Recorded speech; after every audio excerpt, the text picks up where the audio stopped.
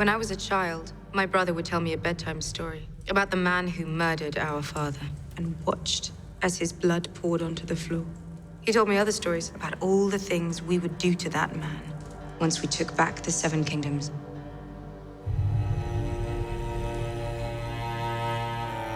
When Jaime shows up to Winterfell, it's very difficult for almost anybody to know how to feel about it. On the one hand, Dany looks at him as this is the person who murdered her father, and even if she has come to terms with who her father was and what her father really was, it probably doesn't entirely erase the sting of her father's murderer showing up on her doorstep. Your sister pledged to send her army north. I don't see an army. She never had any intention of sending her army north. Tyrion has made a number of mistakes now, and Dany's really at the end of her patience because she has a lot of fondness and respect for Tyrion, but many of his plans have really gone awry.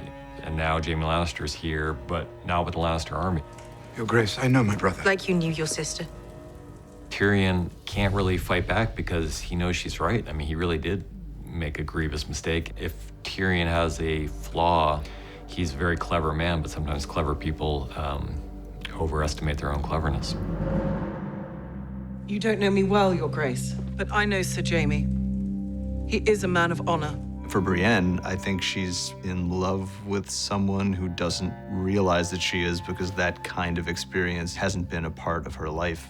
She's feeling things that she can't really process because she never grew up in a world where those things were an option. She's so used to Jaime taunting her and being the kind of nasty Jaime Lannister of old that she's just suspicious at first that he's playing her and that he's gonna reveal his true intent. I'm not the fighter I used to be, but I'd be honored to serve under your command, if you'll have me. He really believes in her as a soldier and he wants to be there next to her. So I think she's really shocked by his sincerity. Lady Sansa, I was hoping we could speak alone. Dany comes to Sansa with a bit of an olive branch, trying to find a way inside that kind of cool exterior that Sansa presents. And one commonality between them is they both love Jon. Dany's his lover and Sansa's his sister. It's very much coming at it from the point of view of a monarch trying to make peace with her subject. And Sansa's not quite willing to accept Dany as her monarch yet. She's suspicious of people for a reason. What about the North?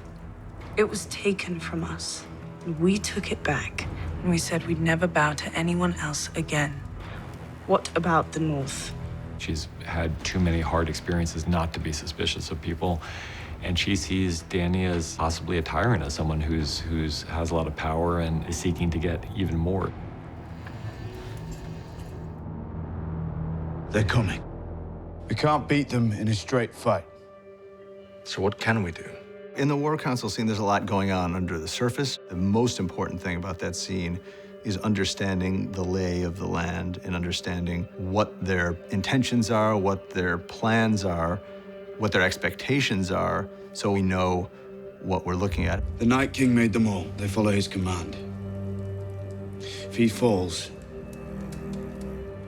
getting to him may be our best chance. Things may not go entirely according to plan, so we thought it was very important for people to know what everyone in the room expected to happen, was worried would happen, hoped would happen.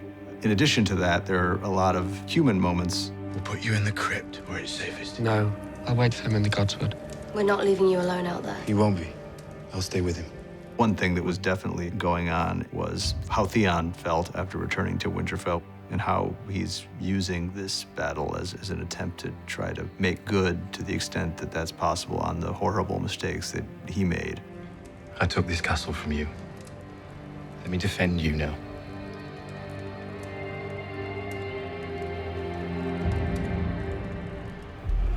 You're not the knight? Women can't be knights. Why not? Tradition. Any knight can make another knight. Kneel, Lady Brienne. Brienne has been more knightly than any of the knights I think we've seen. I mean, she's a paragon of strength and honor and being true to your word.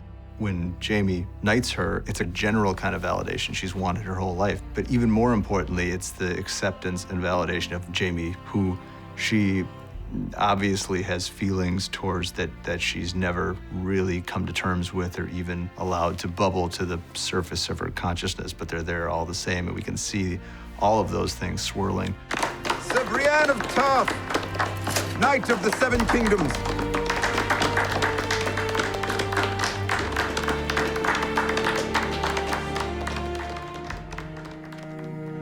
For us, what was interesting about this episode was always that it's our last night together, and everyone, I think, would face the end in different ways.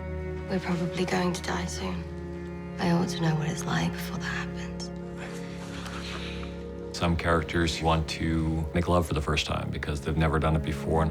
There are other characters who are getting drunk and singing songs, and then there are characters who are just trying to find some kind of human solace together, like Sansa and Theon.